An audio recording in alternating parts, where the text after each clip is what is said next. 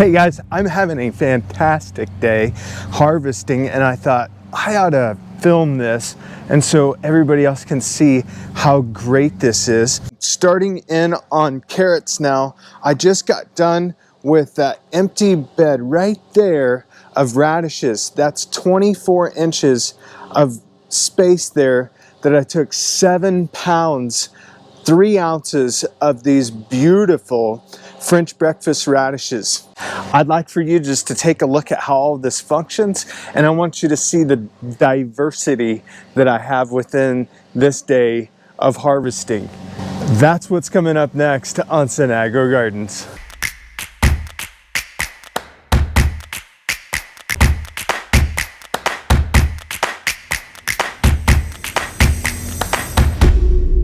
So like I said, I'm on these carrots. These carrots were overwintered and they are still spectacular. And so I'm just gonna start pulling carrots out of here. And notice when I pull up on them, I can shake most of the soil off of there, and we'll just start placing these into the tub. And Heidi and I have been enjoying these carrots for quite some time, but their neighbors to the east there are starting to come up, and I figured I may as well get these pulled out of here and start making some room for a successional planting. And let's go take a look at how many pounds of carrots I have here. Tub of carrots on that we just harvested, and we are at 6 pounds 2 ounces. Hey, that's not a bad haul for just a few handfuls. This is awesome. Now it's off to wash them. Again, super simple process. I'm just going to take my jet on my hose. But I'm not terribly worried about getting every last little bit of soil off of here. That soil is good for you anyways. You can see these are not perfectly clean, but there's soil on there. That's good for you. I'll eat it, but you could also wash it off some more. Also note, these leaves are edible and they are fantastic. Now I hand-picked this lettuce for a video, and as you can see, it's already grown back quite a bit. I didn't mention on that video that when you hand-pick lettuce like that, it just keeps growing back, and you can continue harvesting it, and it will just grow into like a palm tree lettuce. Wonderful thing. I am going to come in and just remove the outer leaves of all of these lettuce plants. And this is a Paris romaine that I'm harvesting now. And it's gonna go into the lettuce mix that I'm making. And it is a fantastic plant. But I'm gonna remove the outside leaves. These inside leaves will continue growing, and they'll just perpetuate the lettuce harvest. And it's a great, really relaxing, fun, easygoing activity. Just like I said in my weeding video, I'm going to come in also and grab the weeds that were hiding kind of underneath the lettuce. We'll put those into the weeding bucket because we are harvesting weeds right now. Do not think about it as pulling weeds, although we are pulling weeds, but we are harvesting weeds because all of those weeds are ending up in the compost bucket. We want to make sure and leave enough leaf for the plant to be able to survive. And so we can take quite a bit off of there, but it's always good to leave a couple of larger leaves, and these will grow so quickly. We'll be back harvesting this in a week's time at the most. I do have a few other different types of lettuce to harvest from. I've got more lettuce to harvest.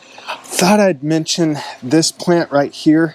This looks like a dandyweed maybe, but it's not. It's not a weed. This is Sylvetta arugula. You will love Sylvetta. transplant Svelta is phenomenal. You can see that that is a pretty decent sized leaf. I highly recommend that you take a look on my website under crop profiles.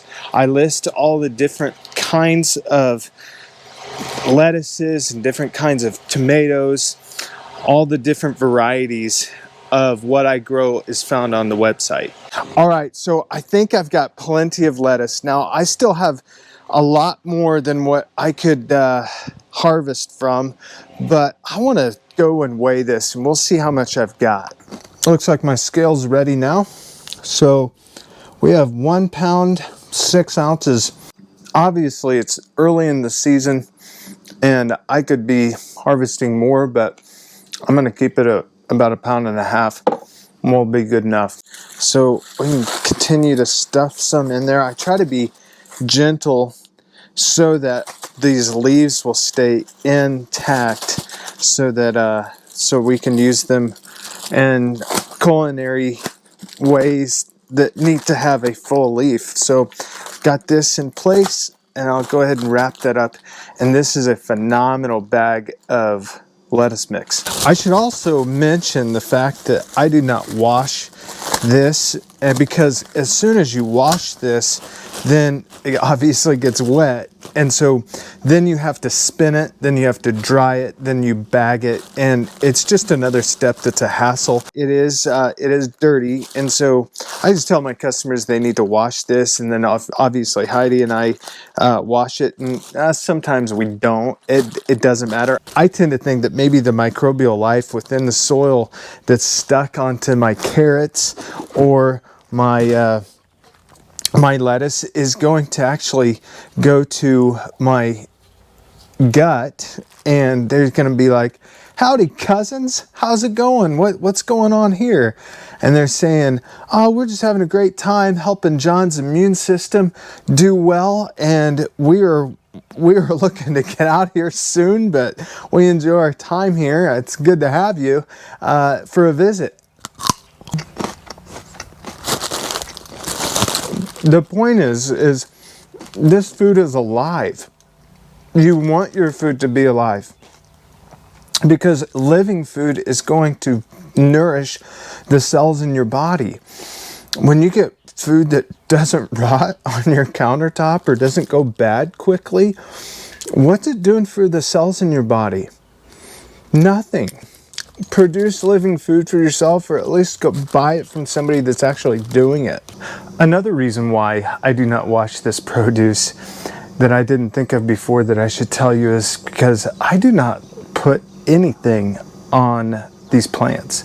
There's no herbicide, insecticide, grubicide, fungicide, or any other aside makes its way onto the garden. There is nothing but compost, sunshine, and water. That is the red Russian kale that we'll be harvesting. This is super simple. I'm going to take and pull up with my left hand. I'm going to pull up and I'm going to cut this crop. I'm going to fill this bag as we go. And again, I'm looking at about 4 ounces. Leave just a few very small leaves on the stalk, and this will grow back. It's something that we call the cut and come again. And the reason why we call it that is because we're going to cut this, we're going to come again next week, and we're at 3.9 ounces. We're going to come again next week, and we're going to cut on it again. This will actually grow back. I did a different video about a week ago, and I cut all of this, so as you can see, it grows back. It is special, awesome stuff that we should be growing regularly. Hey, that's another thing about this kale that's so wonderful, is you can grow it regularly, as in all year round. This red Russian kale will do well in January, does well in July, does well all the time.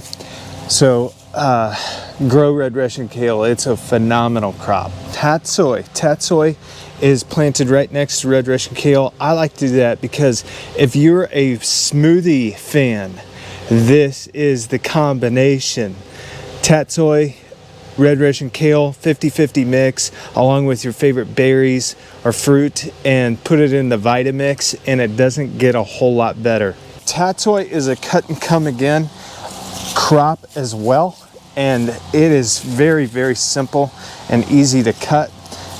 You can think of tatsoi as kind of like a cross between spinach and kale. It will bolt fairly quickly when it gets warm outside, but as long as it's cool, it grows fast, it tastes delicious, and it's got some really great culinary properties. So I highly recommend growing tatsoi. All right, so the second to last crop we're gonna do is arugula. Arugula is a really peppery plant, and it's actually an herb. It is a cut and come again crop as well. So you can see I cut these guys before, and then the neighbors that are taller to the back I hadn't. So these hadn't been cut yet. These have been cut. Whenever you cut arugula for the second time, third time, fourth time, it is a bit more potent. And I really like to make pesto with this arugula. And it is just a wonderful crop. As you are cutting this, just take and leave some leaves and it'll grow back. Guardsman onions are started in the wind strip tray, and I put several seeds into each block. What I'm left with is this just massive mound of green onion, and I'm gonna come in and just cut off some of that onion. Maybe we'll do 2 of these, and that's gonna give us quite a bit of onion. But I also want you to notice how that onion grows back. That is where I had cut previously. I'd cut that a little earlier today, and then this is what we had just cut it off. So yeah, these onions were overwintered. That's why they're so large in April. These are called Guardsman onions, and they're fantastic. I'm so glad that you guys got to tag along for that harvest. It's very, very simple. All of it is simple. Please remember that Cinagro Gardens is here to encourage and empower everyone to grow. If you have any questions about harvesting, please reach out to me. Send me a text, send me an email, send me a message, call, whatever you need to do to get a hold of me.